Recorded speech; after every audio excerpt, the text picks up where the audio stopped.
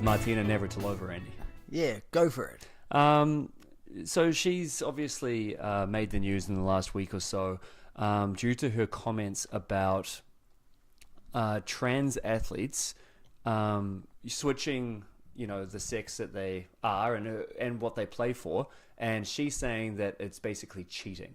And maybe just her use of that word is what caused the most derision towards her. But at the end of the day, I think she's right. I don't think if you're a male like us and we, decide that we're born a woman, or we've got, we're women inside, we want to transition. No problems with that, firstly. But the issue is that we have male DNA. We've got male, muscle structure, your bone bone density. structure, yeah. So it is an unfair advantage for us to transition to be a woman and then compete against other women. I don't know if that's controversial or debatable, but that's just a fact, isn't it? To me, it is just a fact, Gareth, and you're starting to see it a lot in high school sports throughout America. Who was that Texas wrestling? Who, by the way, didn't want to compete against girls, and they made him because he had transitioned, and he just dominated. Oh, he smashed everyone. He's smashing everybody. Of course he is. She smashed everyone. Yes. Track and field athletes. That's a big one that's happening. And not only beating them, but destroying record times. And to me, I think it's an unfair advantage. And possibly, if they want to compete, they could have their own category. Mm-hmm. Or would there be too few athletes to do that? Yes, there would be. But that's part of the struggle, right? Yeah. I think what Navratilova is saying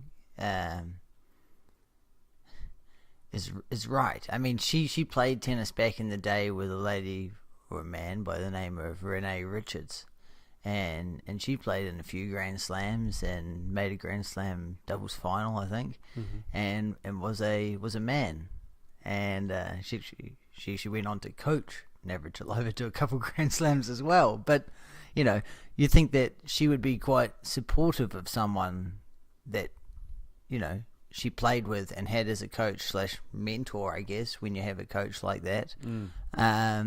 It's interesting. Her stance is quite against it. Yeah, and I mean, a little background on this too. In November, she basically came out saying she didn't think that this was the right thing to do. She didn't think that people should be able to do that. I think it was in a Twitter, because she's very active on Twitter. I think it was a Twitter feud between her and a Canadian transgendered person. I forget which sport it was for, but had transitioned and was doing well in that particular sport.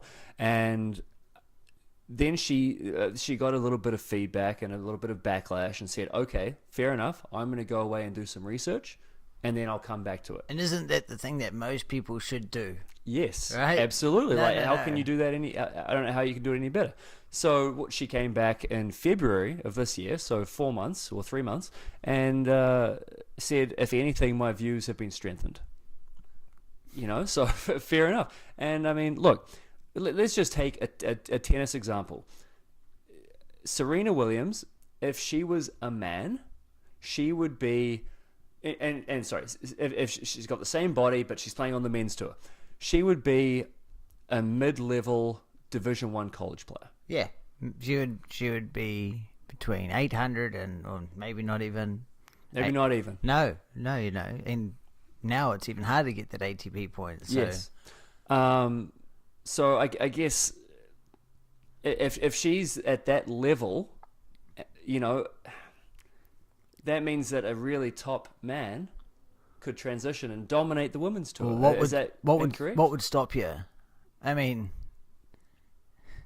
you could make a few $1 million pretty quickly and then transition back. Theoretically.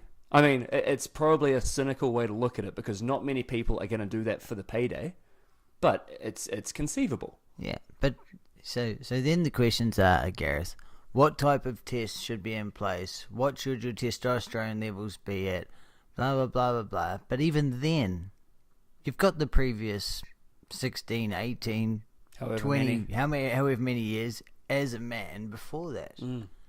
It's, If you're Bruce Jenner, it's what 70 years, Yeah. or whatever, however old he is, she is. we're just like he's not out there competing. Sorry, Caitlyn Jenner. My apologies.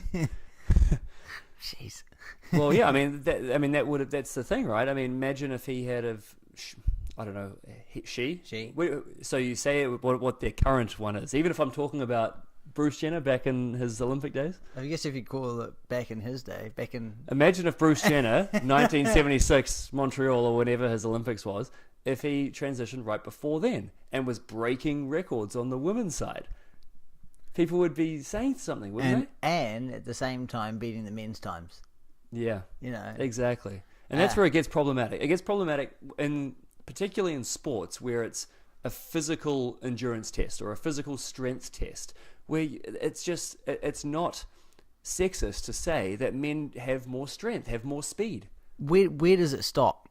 If I'm running a race, that's one thing. If I'm hitting a tennis ball, that's one thing. If we're in a boxing match, is that domestic abuse?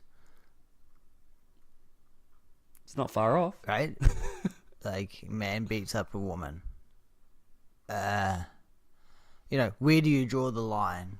Yeah, and I mean, some of the backlash, the people that are against Navratilova for saying this are saying that this is an irrational fear of trans women, and I don't think that's right. I don't think that's fair.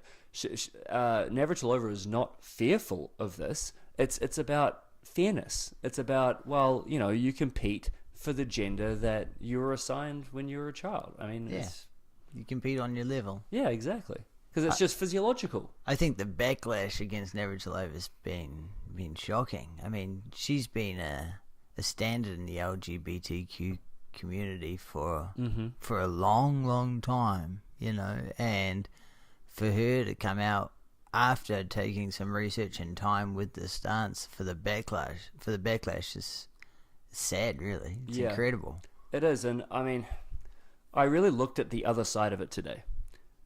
What if, you're sort of reaching adulthood, you're an athlete, you really love to compete, but inside that the sex you are is not the sex that, you feel on the inside, and you want to transition, but you want to keep playing your sport. I get it, but it's not fair, is it? No, but what can you if you're competitive like that, go compete in what? And I mean, NCAA, right? I mean, I kind of feel like NCAA maybe should be a little bit looser in its rules because, and I think it is actually, because there's no direct money on the line. I think the Olympics is quite the same as well. That's true. That's an interesting point. Which is how do you go about it then if you're a male tennis player transitioning to be a female tennis player, but you're not ranked within the top 60 in the world, so you don't get acceptance into the Olympics. So you can't get into the Olympics if you're a transgender athlete. Unless you play for a country like Madagascar, who doesn't have any high-level players. So, or from the home nation, yes. Right? So, it's tough. I know in New Zealand we have a transgender weightlifter. Yes. And she's causing controversy all the time. And probably doing quite well, I'd imagine, Andy. Oh, very well. I think she medaled at the Commonwealth Games, and didn't win though. Yeah, didn't win, but I mean, there's a few females that are stronger than me as well, Gareth. Yeah. And her name was Laurel Hubbard, and she was warmly welcomed by many spectators. She was the favourite, but injured herself, which is why she didn't get the medal. But Okay.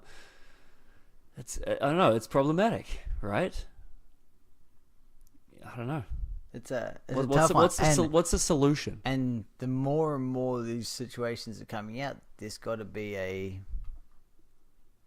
something to solve. There's got to be an answer.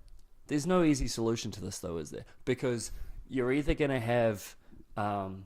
It seems like we've got two way too far apart ideologies here. We've got to be inclusive to everybody, regardless of everything else, and then it's the way too far on this side, which is no. If you're a male, you're a male. If you're a female, you're a female. There's no spectrum. There's nothing in between, and there's got to be some reconciliation. I just don't know what that is. Yeah, but even when you go down that other end, how far along are you transitioned?